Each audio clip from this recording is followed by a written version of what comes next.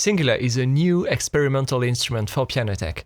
We thought of it as a sound design playground, repurposing Pianoteq's physical modeling algorithm. So it comes with many parameters for modifying your instrument's tone. Some are similar to what you would find on traditional synthesizers, but some are exclusive to physical modeling.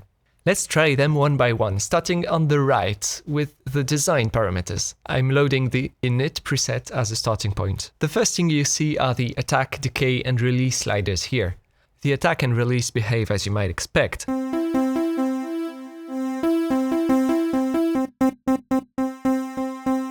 But the decay slider actually modifies parameters of the physical simulation, changing how the resonance of the strings sustains as a whole. Here's normal,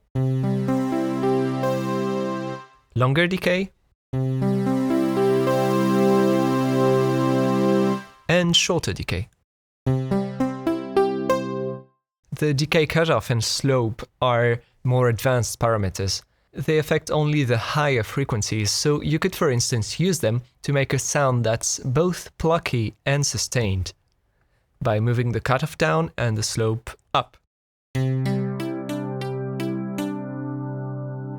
Let's double-click on the sliders to reset them. Next, the strike point slider controls where the strings are struck, changing the tone. This is something you might have noticed if you're a guitar player. By plucking near the end of the string, you get a very bright tone. If you pluck near the middle of the string, it gets warmer and rather hollow. The most natural timbres come when you play between about 1/4 and 1/10 of the length of the string. Reducing harmonicity brings a slightly bell-like character to the sound. Finally, blooming progressively transfers energy from lower to higher overtones. You can control the strength of the effect with the energy slider and how fast it occurs with the inertia slider.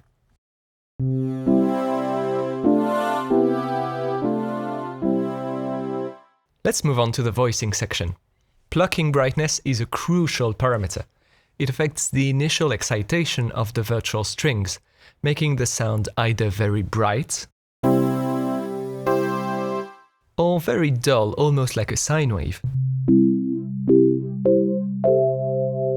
You can control it separately at different dynamics. The spectrum profile lets you emphasize or reduce specific harmonics of the sound.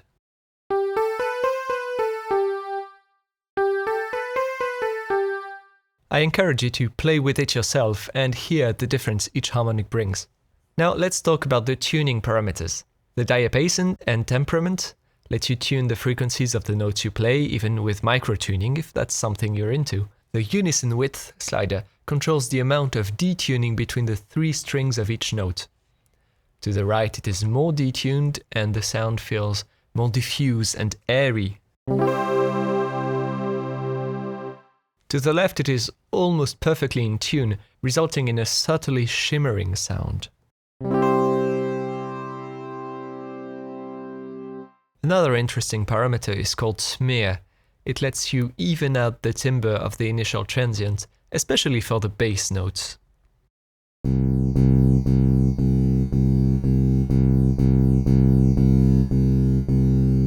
Those are just the surface features.